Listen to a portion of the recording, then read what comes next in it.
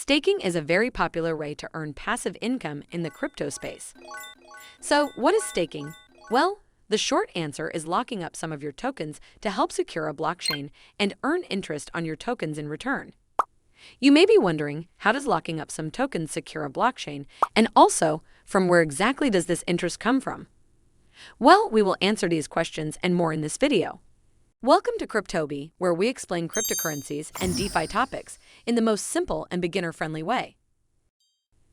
In this video, you will know what exactly is staking and how it actually works.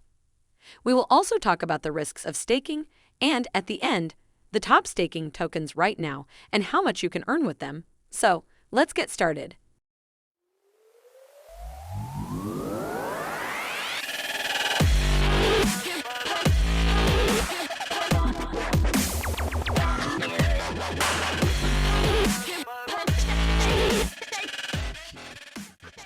So, like what we have said, staking is locking up tokens to secure a blockchain and earn interest in return.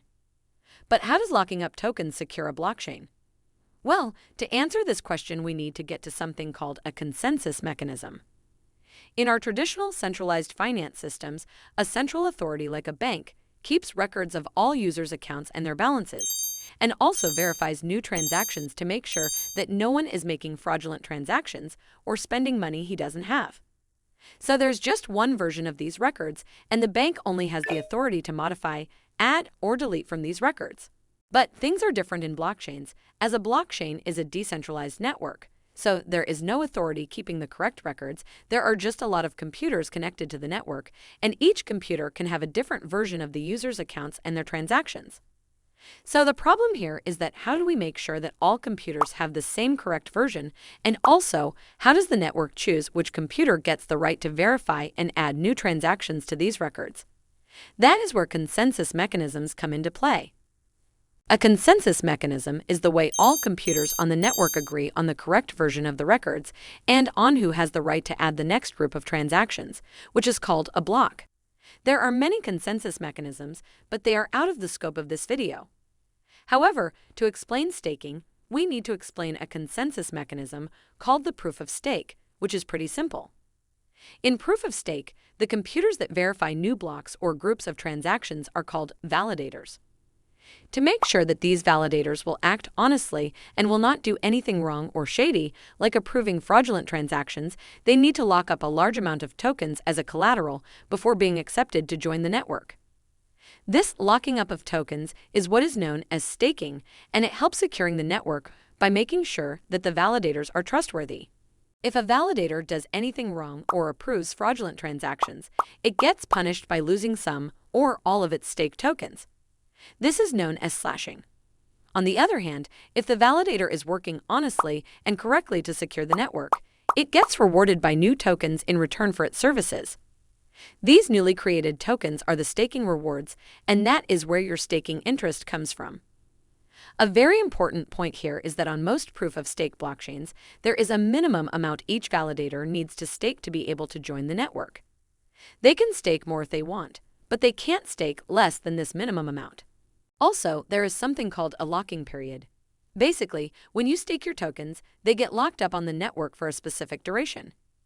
This duration depends on the blockchain rules. It could be 14 days, 21 days, a month, and sometimes even longer. During this period, you can't do anything with your tokens, you can't send them to anybody, and you can't withdraw them. So, make sure that you will not need the tokens you are staking for a while. So that was the general idea. Let's now get to how staking actually works, to see what happens when you stake your tokens. What happens is that for each new block or group of transactions, only one validator is selected by the network to verify these transactions, remove the bad ones, and make sure that everything is okay, then getting the reward, which is newly created tokens. In some blockchains, the validator will also take the fees paid by users that made these transactions. The newly created tokens as a reward for validators basically tells us that most proof-of-stake tokens are inflationary, which means that the total supply of the token increases each year or as time goes by. If you have been enjoying the video so far, hit the like button, it really supports the channel. So now you know that only the selected validator takes the reward, but the question here is, how does the network choose which validator has the right to verify the next block and take its reward? Well, most proof-of-stake blockchains select this validator randomly, but the higher the amount of staked tokens by a validator, the higher the chance of getting selected by the network. We know that this idea may be confusing, but you can think of it like a draw, but the more tokens you stake, the more entries you get to this draw. So if, for example, in this draw, you have 5 entries and all other validators have 3 entries each, then you have the highest chance of winning the draw, but that doesn't mean you are guaranteed to win. The network can still choose any of the other validators. The idea here is that validators with very large stakes are more likely to act honestly, as they have a lot of tokens they can lose compared to other validators with smaller stakes. So after a validator is chosen, it can now verify the transactions in the block, and the other validators will check its work.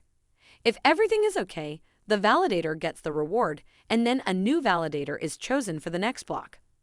So now you know what is staking and how it works. But an important point you should also know is that setting up a computer as a validator and connecting it to a network is not easy at all for most people, as it is a complicated process and requires technical knowledge. Even after you set it up, the validator will need routine maintenance to make sure everything is working correctly. So what if you want to stake your tokens without doing all of this, or simply, you may not have the minimum amount needed, but still want to stake your tokens? Well, you can actually do that by giving your tokens to a company or to somebody who has the hardware and the knowledge to run a validator. The validator will verify the transactions and earn the rewards, and you won't have to take care of anything at all. But of course, the company running the validator will take a commission or a percentage of the rewards you get. This is known as delegation, and this is actually what happens when you stake on exchanges and wallets like Coinbase, Trust Wallet, and Exodus. They stake your tokens with the tokens of other users, run the validator, and earn a commission from the rewards you get. But they make the staking process very easy. Let's now talk about the risks of staking. One of the risks of delegation is choosing a bad company or person to give him your tokens. Sometimes the validator is not set up or maintained properly and can be offline for long times, which can result in slashing your tokens. Even worse than this company or person running the validator can take your tokens and disappear. So you should always choose trusted, well-known companies to stake your tokens. Another risk of staking is the price of the token. Remember when we said that the validator is rewarded with newly created tokens? That means that if you are staking Atom tokens, you will get the reward as Atom tokens. The risk here is that the price of the token may go down while your tokens are locked up. So, although now you have more tokens, the worth of these tokens may be less than what you started with.